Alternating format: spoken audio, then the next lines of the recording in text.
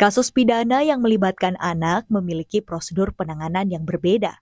Di pengadilan negeri terdapat mekanisme khusus yang dirancang untuk melindungi hak anak dan memastikan proses hukum berjalan dengan pendekatan yang lebih humanis. Setiap anak yang berhadapan dengan hukum, baik sebagai pelaku, sebagai korban, maupun sebagai saksi, mendapatkan perlakuan berbeda berdasarkan Undang-Undang Sistem Peradilan Pidana Anak. Sebagai pengadilan khusus untuk penanganan perkara pidana anak tersebut mengacu kepada Undang-Undang Nomor 11 Tahun 2012 tentang Sistem Peradilan Pidana Anak. Di dalam undang-undang tersebut ada satu substansi yang mendasar secara tegas diatur tentang keadilan restoratif dan diversi untuk mengupayakan bagaimana perlindungan anak, bagaimana kepentingan terbaik bagi anak. Nah, yang mana di dalam mekanisme itu sendiri untuk penyelesaian perkara anak, yang mana anak berhadapan hukum itu terdiri dari anak sebagai pelaku, anak sebagai korban maupun anak sebagai saksi. Di sini sebagaimana amanat Undang-Undang SPPA tersebut bahwa wajib diupayakan melalui diversi. Apa itu diversi? Diversi adalah pengalihan penyelesaian perkara anak dari proses peradilan pidana ke proses di luar peradilan.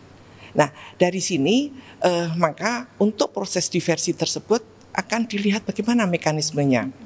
Mekanismenya adalah melalui musyawarah. Siapa yang musyawarah?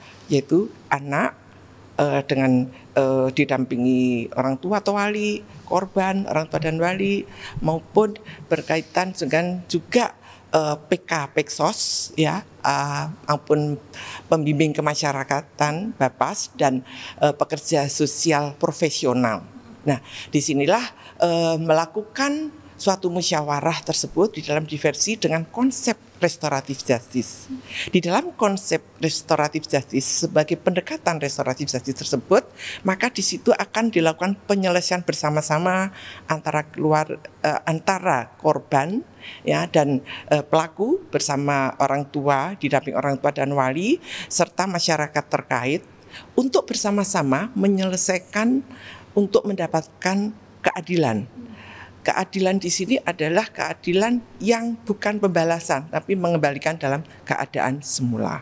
Nah, inilah mekanisme itulah yang kemudian dilakukan melalui di semua tingkat. Sebetulnya diversi itu dilakukan oleh semua tingkat sebagaimana amanat undang-undang, baik itu tingkat penyidikan, penuntutan maupun pengadilan.